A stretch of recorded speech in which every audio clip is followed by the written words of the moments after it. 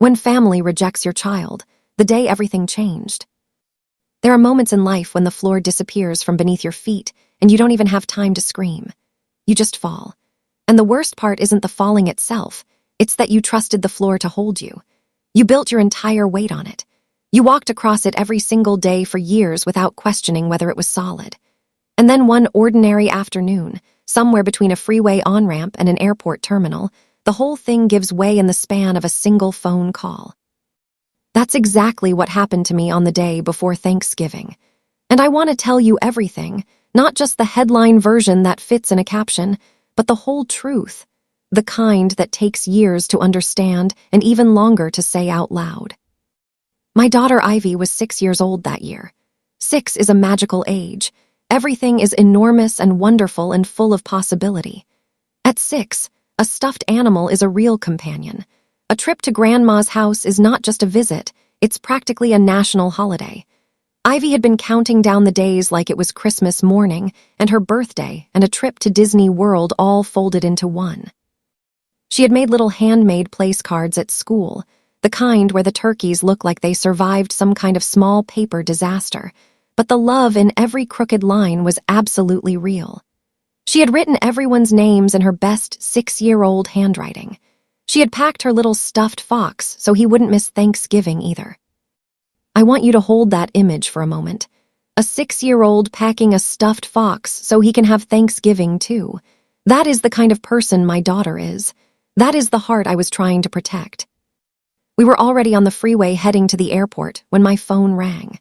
The sky was gray in that particular way it gets before the holidays, overcast, but not threatening. The kind of sky that makes everything feel a little muted, a little in between. Traffic was moving at that almost on-time pace that always tricks you into believing you've got it handled. Ivy was in her booster seat in the back, kicking her feet against the seat cushion, chattering about her cousin Mason and whether he'd actually want to play with her this time, about Paige's new Barbie collection, about whether Grandma would make the sweet potatoes the special way. She was happy. Completely, purely, unsuspiciously happy. When I saw my mother's name light up on the screen, I answered on speaker without a second thought. I was driving. I was calm. I was hopeful. I had no reason not to be. That was my first mistake. Still expecting safety from people who had shown me, again and again, that their love came with conditions I could never fully meet. My mother's voice was careful. That's the word I keep coming back to, careful. Like someone carrying something fragile and hopping you won't notice how nervous their hands are. She said hello. I said we were almost there, that we were going to make it. I was already smiling, already halfway into the holiday in my mind. Then she cut me off. "We've been talking," she said, "and we think it's best if you don't come this year." I actually blinked. My brain did that thing where it tries to reload a sentence, like maybe the words will rearrange themselves into something that makes sense. My foot stayed on the gas for a full second before my body caught up with what my ears had heard. "What?" I said. She didn't soften it. She didn't pause to let it land gently. She just kept going, explaining it the way you'd explain a change in dinner reservations. "Your daughter is embarrassing. Allison needs a drama-free day. We don't want Ivy there." My daughter is embarrassing. My 6-year-old daughter, who made place cards with hand-drawn turkeys, who packed her stuffed animal so he wouldn't miss the holiday, who had been counting down the days, she was the problem. She was the disruption. She was the reason I was being uninvited from my own family's Thanksgiving table while sitting in traffic with her right behind me. I felt my hands tighten on the steering wheel. Not in anger, not yet, in something more primal than that. In the sudden, desperate need to hold onto something solid when everything else is spinning. I flicked on my hazards and eased the car onto the shoulder because I knew, with complete certainty, that if I stayed on the road, I was going to end up somewhere I wasn't supposed to be. My body made that decision for me. My brain was still trying to catch up. And then I heard her, from the back seat, small and immediate, "Mom." Ivy had heard it. In the half-second before I took the call off speaker, she had heard her grandmother's voice, her grandmother's words. And I knew in that moment, with the kind of clarity that feels like ice water, that the damage was already done. I stepped out of the car. Cold air, the roar of the freeway, the sound of the world continuing completely indifferently while mine had just cracked open. I called my mother back and asked her to say it again. She did, without hesitation, without apology. My sister Allison had guests coming. Her husband Justin had clients over. Ivy would be a disruption. It was better this way. The phrase she kept repeating, drama-free, sat in my chest like a stone. Drama-free, as if my child was a weather event, as if her existence was a liability to be managed. I called Allison next. She picked up already annoyed, already performing impatience before I'd said a single word. I asked her directly, "Did you tell Mom not to let us come because of Ivy?" There was a pause. One of those deliberate, theatrical pauses that people use when they want you to feel foolish for asking a reasonable question. Then she sighed and started explaining. Justin's clients, important people. She didn't want questions. She didn't want scenes. "My child exists," I said. "That's the scene." She told me I was being dramatic. She told me this was why nobody could deal with me. She said it like she'd been saving it, like it was a weapon she'd been waiting for the right moment to use. I didn't argue. I didn't explain. I ended the call and stood on the shoulder of the freeway for a few seconds, just breathing, just letting the cold air do whatever it could. Then I got back in the car. Ivy looked at me the way children do when they're searching your face for information they don't have the words to ask for yet. I kept my expression as steady as I could. I told her everything was fine in the voice that mothers learn, the one that is technically not lying because you're protecting rather than deceiving. But Ivy was 6, not 2, and she had already heard the most important part. "They don't want me," she said. My throat closed. There was a moment where I wanted to deny it, where every maternal instinct in me was reaching for a lie that would soften the blow, smooth it over, buy some time. But Ivy's eyes were already reading the truth off my face, and I knew that lying would only teach her to mistrust her own perception. So I didn't. "I'm sorry," I said. It came out rough. She hugged her stuffed fox tighter.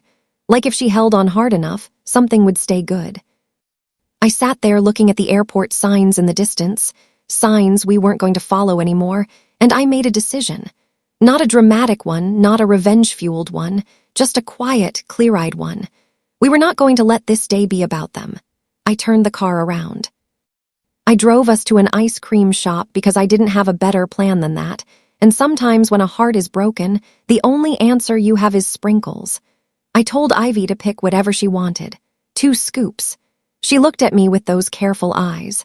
I said especially sprinkles, with a steadiness I didn't fully feel. We sat by the window.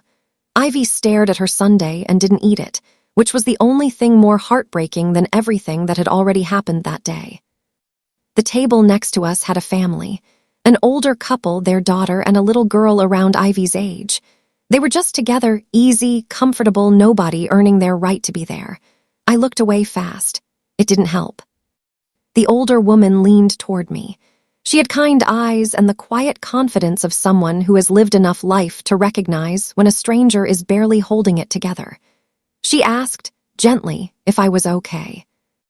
I opened my mouth to say fine, which is what I always said, which is what I had been trained to say, which was the answer that required nothing from anyone. Nothing came out. Ivy sniffled quietly beside me, trying to make herself small. The woman's name was Barbara. Her husband was Walter. Her daughter was Julia.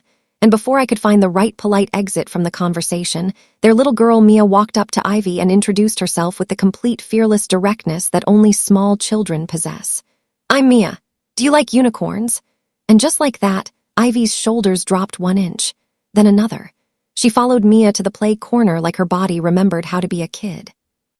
I watched them go, and then, somehow, I told Barbara the truth. Not all of it, not in order, but enough. That we were supposed to fly home for Thanksgiving, that my mother had called and told us not to come, that it was because of Ivy. Barbara didn't flinch. She didn't look uncomfortable. She didn't immediately start offering advice or solutions or perspective. She just said, very quietly, "How could anyone say that about a child?" That one sentence broke something open in me. Because the answer wasn't simple, and it had been living in my chest for years, and I had never once said it out loud to people who weren't already committed to dismissing it. So I started talking, carefully at first, then less carefully. I told them about my sister Allison, the older daughter, the right daughter, the one who had never needed to ask for anything because it was always handed to her first. Growing up, Allison's achievements were events. Mine were footnotes. When Allison cried, the whole house reorganized itself around her comfort. When I cried, I was told not to start. It wasn't cruelty exactly, it was something more insidious than that. It was the slow, steady message that my feelings were an inconvenience. My needs were a burden, and my best option was to take up as little space as possible and be grateful for what I got. As adults, Allison had built exactly the kind of life my parents valued. She married Justin, who was everything a son-in-law was supposed to be: well-dressed, professional, easy in social situations, a man who laughed at my father's jokes and shook his hand like he meant it. Allison had Mason and Paige, and my parents became the grandparents you see in commercials. The ones who post photos and write captions about blessings and show up with cookies. When Mason was born, my mother announced it like the arrival of royalty. When Ivy was born, my mother's first comment was, "Well, that's going to be hard." Not congratulations, not welcome, hard. I had not yet understood, in that hospital moment, that hard was the word she was going to use for everything about Ivy's life in relation to their family. That my daughter would spend years being described in terms of effort and inconvenience rather than love. I told Barbara and Walter about Ivy's father, too. Not everything. You don't need every detail to understand a situation. What you need to know is that the relationship started with hope and ended with a bag packed in the middle of the night, a much smaller Ivy buckled carefully into her car seat, and me driving to my parents' house because I genuinely, with my whole heart, believed that was what family was for. I had pictured my mother opening the door. I had pictured the relief of being pulled inside somewhere safe. What I got was my mother looking at the bag and saying, "Are you sure?" My father blinking at me from the hallway like my crisis was something he hadn't budgeted time for. And then the sentence that I have turned over in my mind more times than I can count. He seemed fine. "You've always been sensitive, Sarah." Sensitive, the word my family used when they meant inconvenient, when they meant difficult, when they meant we would prefer you to be having a different reaction than the one you're having. They let us stay. I want to be fair about that, they didn't throw us out, but staying there felt like living inside a very long, very quiet warning. My mother would sigh when Ivy cried as if the sound was a personal affront. My father would look at the television while I talked, as though eye contact might create some obligation he wasn't prepared to fulfill. My mother would say things like, "You know, it's going to be much harder raising a child alone," in the tone of someone describing a problem they're slightly enjoying. Once I told her I was relieved I wasn't married to him anymore. I meant it practically. Divorce is exhausting and expensive, and I was glad not to be in the middle of one. My mother stared at me as if I'd admitted something shameful. "Families figure it out," she said. "People don't just leave." I remember thinking, yes, they do. I just did, but I swallowed it. I started applying for jobs with the energy of someone whose life depended on it, because in a very real sense it did. I needed income, independence, distance. I got an offer. It was good, genuinely good, but it was far away. I stood in my parents' kitchen with the offer letter in my hand and Ivy on my hip, and I said out loud that maybe I should keep looking locally just a little longer. I expected my parents to say, "Of course, stay, we'll help." My mother didn't hesitate. "A job is a job," she said. "You don't turn that down." My father said you don't want to be picky. My mother added, almost as an afterthought, that I didn't want to get stuck there forever. There it was, the door, politely but unmistakably closing. So I moved. I built a life. I told myself it was freedom, and in many ways it was. But it was also exile with better furniture and a zip code far enough away that the hurt stayed at a manageable distance. None of that changed Ivy's feelings about her grandparents. Children don't come with the history you carry. They just come with hope. And Ivy kept asking about them, kept wanting to see them, because other kids had grandparents who showed up and she wanted that too. She wanted to belong to something larger than just the two of us. That's why the call on the freeway didn't just hurt me. It hit her. Directly, with no buffer. And that was the moment when I understood with absolute finality that I could keep swallowing shame aimed at me. I had been doing it my whole life, but I was not going to teach my daughter to do the same. I was not going to hand her the same lesson that had been handed to me. That you love people harder when they hurt you and try to be smaller when they reject you and keep going back hoping that this time will be different. That was the real decision I made when I turned the car around. Not just to skip Thanksgiving, not just to get ice cream. I decided that Ivy would never again be asked to audition for love from people who had already told her she wasn't worth the trouble. When Barbara invited us to Thanksgiving dinner the next day, I was terrified. Not of Barbara. Barbara had already shown me, in 30 minutes in an ice cream shop, more warmth than my own family had managed in years. I was terrified of wanting it, of letting Ivy want it, of the particular kind of pain that comes from accepting kindness from strangers when your own family has none to give. But I went, because Ivy deserved a holiday where she wasn't treated like a problem to be managed around. Barbara's house smelled exactly like Thanksgiving is supposed to smell. Turkey roasting, butter browning, something sweet in the oven, the kind of warmth that you feel before anyone speaks. Walter opened the door like our arrival was the best part of his day. He said my name like it belonged in his house. Ivy hung back for one cautious moment, clutching her stuffed fox, and then Mia appeared and said, "You're here," like it was wonderful news, and just like that, Ivy's body relaxed. Her shoulders came down. Her grip on the fox loosened. Barbara handed me a warm drink and said, "Shoes wherever. Kitchen's that way. Your family today." Your family today. It should have been a throwaway line. Instead, it felt like the truest thing anyone had said to me in years. Then my phone buzzed. Old habit, I checked it. It was a photo on Facebook. My parents at a beautifully set table with Allison and Justin and Mason and Paige. Everyone smiling, everyone posed perfectly. A caption about family and blessings and time with the grandkids. Hearts and comments and people saying how beautiful, how blessed, how wonderful. No mention of me. No mention of Ivy. Not even a polite fiction of missing us. Just a clean, comfortable image of a family that had already rewritten itself without us. I stared at it for a long moment and felt something inside me go very still. Not the shaky kind of still that comes before crying. The solid kind. The kind that settles at the bottom of a glass when everything else has finally stopped moving. I put the phone in my pocket and walked into Barbara's kitchen where Julia was stirring something on the stove and Walter was carving something with genuine dedication. Barbara looked at my face, not with pity, not with questions, and nudged a plate toward me. "Sit," she said. "Eat while it's hot." That Thanksgiving is where I understood what I had been missing. Not the holiday itself, not the food or the tradition or the decorations. I had been missing the ease of being with people who didn't require you to manage their feelings about your presence. People who made room without being asked. People who picked up a dropped cup because they noticed it, held a door because someone had their hands full, nodded at a child like she was a full person and not a footnote. Over the weeks and months that followed, Sunday dinners at Barbara and Walter's became a standing appointment. Ivy's drawings appeared on their refrigerator. A cup stayed in their cabinet, reserved. Mia learned Ivy's schedule and saved her a seat without being reminded. Walter asked Ivy about school and listened to the answer like it was genuinely interesting. One Sunday, Ivy knocked over a cup of apple juice. My whole body tensed, old muscle memory, the anticipation of sighs and eye rolls, and the particular brand of disappointment that makes a child feel like a mistake. Barbara grabbed a towel and said, "It's a table. It's been through worse."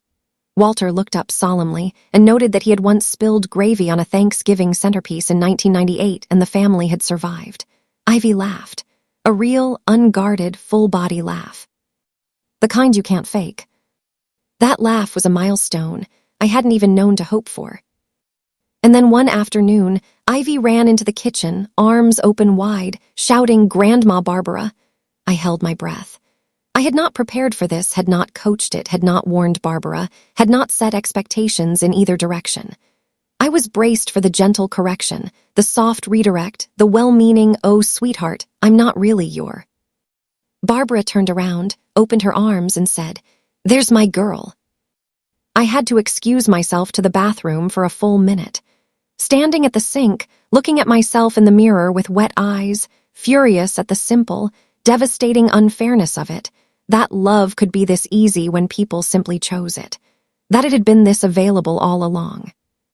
That week I updated every document that mattered: school emergency contacts, medical permissions, guardianship arrangements. If anything happened to me, Ivy would go to Barbara and Walter, not my parents, not Allison, not Justin. The most important sentence I had ever written, and my hand was completely steady the whole time. Julia and I grew closer in the way that real friendships do, not through a single defining conversation, but through accumulated ordinary moments. Shared childcare, parallel venting, the slow building of trust that happens when someone shows up consistently without being asked. She invited me to a weekly single-parent playgroup she ran at a community center. Low stakes, she promised, kids play, adults practice remembering how to be in a room with other adults. That sounded like my exact specific nightmare, so naturally I went. That's where I met Lucas. He walked in with his son Leo, who had a serious expression and appeared to be conducting a quiet assessment of the snack situation. Lucas wasn't performing anything. He held a door for a mother juggling a stroller. He picked up a dropped, sippy cup without making it charitable. He said hello to Ivy like she was a person, not an extension of me. He noticed things and responded to them without needing credit for noticing. It didn't happen all at once. It grew. Slowly, in the way that good things grow, through routine and reliability and the gradual understanding that someone is consistently who they appear to be. A year passed. Leo and Ivy became best friends. Sundays at Barbara and Walter's included Lucas. And somehow, without a dramatic announcement or a pivotal moment, we were planning a wedding. The phone call from my mother came after she heard through the extended family grapevine that I was engaged. I stared at her name on the screen for a moment before answering. Lucas was in the room. He looked at me and asked if I was okay. "Define okay," I said, and answered. Her voice was the same as always, careful, controlled. She said she'd heard I was getting married. I confirmed it. There was a beat, the length of someone reorganizing their approach, and then the real question: where was their invitation? I kept my voice even. "You're not invited." The silence on the other end lasted exactly long enough to rearrange itself into outrage. She demanded to know what I meant. I told her I meant exactly that. She told me it was ridiculous. I asked if it was more ridiculous than calling her 6-year-old granddaughter embarrassing. She told me not to start. I told her I wasn't starting, I was finishing. She hung up. What followed was a wave of pressure from every direction. Relatives who had not called in years suddenly discovered my number. The messages all carried variations of the same theme. You can't exclude your own parents, be the bigger person, family is family. I sent one response to one person, one sentence. They rejected Ivy, and she heard it. After that, the messages slowed. Then the voicemail arrived. My mother's voice, tight and final. "We're coming anyway." Allison texted to say I was being dramatic and that this was why nobody could deal with me. Lucas listened to all of it. His jaw tightened, but his voice was quiet. "You're not crazy," he said. I told him I wanted that on a pillow. We arranged security for the wedding. One rule, no exceptions, no one approaches Ivy. The wedding morning was everything it should have been. Julia fussing over a curling iron, Barbara adjusting Ivy's dress with practiced hands, Walter standing nearby pretending he wasn't emotional. Ivy spun in circles and asked if she looked fancy. Julia said she looked like trouble, the best kind. Barbara smiled at her and said our girl with a completeness that the word deserved.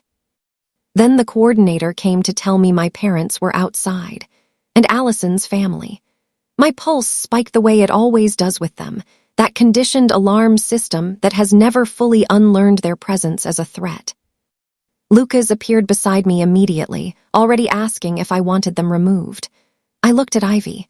Bright dress, little bracelet, 6 years of healing in progress. I was not going to let her see a shouting match at my wedding. I told the coordinator to let them in, back row, away from Ivy, and if they moved toward her, to stop them immediately. Walter offered me his arm. His hand was steady. That was the whole point. I walked down the aisle. My parents were in the back, my mother rigid, my father diminished, Allison scanning the room with the expression of someone reviewing a performance. Justin leaning back with the practiced ease of a man accustomed to belonging wherever he arrives. My biological father did not stand. Walter walked me down the aisle like he was honored to be there. Lucas was waiting at the altar with the kind of eyes that say, "I choose you, I choose your child, I choose all of this, I am not going anywhere." We got married. At the reception, I took the microphone. I had planned this part. I thanked everyone for being there, and then I said it. Calmly, clearly, into a quiet room. 1 year ago, I was told not to come to Thanksgiving because my child was too much. What I found instead was exactly where we belonged. I turned toward Barbara and Walter. I told the room and told them directly. They made space for us without being asked, and they loved Ivy not as a burden, but as exactly what she was, an incredible kid who deserved to take up space without apology. The room responded. People stood. Barbara looked overwhelmed.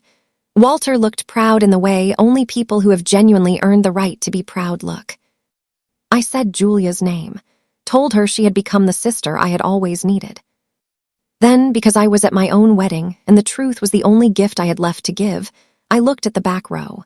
My mother's face had gone blank. Allison looked stunned. My father was staring at his hands. They had come expecting to be folded back in, to be given a seat at a table they had walked away from. Instead, they sat in the back row while a room full of people heard the part of the story they had always hoped would stay private. My mother pushed through the crowd afterward. She hissed that I had humiliated them. I told her I had told the truth. She called it humiliation. I said she had humiliated a 6-year-old. She said that was my granddaughter. I told her she had rejected her granddaughter and that her granddaughter had heard it. She reached for the last weapon she had, threats about rights, about family, about what I couldn't do. I told her evenly that if anything happened to me, Ivy would go to Barbara and Walter. Not her, not my father, not Allison. Security arrived. Walter stepped in quiet, immovable, completely certain. Barbara had already reached Ivy, calm and practiced, placing herself between my daughter and grown-up chaos like she had been doing it her whole life. My mother's voice rose. Walter's stayed low. Not today. I looked at my mother one last time and felt something I hadn't expected. Not anger, not grief, just the calm of a decision fully made. I told her I didn't hate her. I had just stopped waiting for her to be different. Then I asked security to escort them out. They left. My mother kept looking back. I didn't follow. I crouched in front of Ivy. She frowned and asked if that was Grandma. I told her it was someone who doesn't get to hurt her anymore. She blinked, considered this, and asked if she could have cake now. I laughed in the specific way you laugh when your heart is both broken and full at the same time. We went back to our wedding. The next morning, my phone was full of messages from people more committed to tradition than to a child's feelings. I deleted them. And then one message arrived from my Aunt Denise, who had never been at the center of anything but had clearly been watching all of it for a very long time. "I heard what happened," she wrote. "I'm proud of you. Protect Ivy. You're doing the right thing." I read it twice.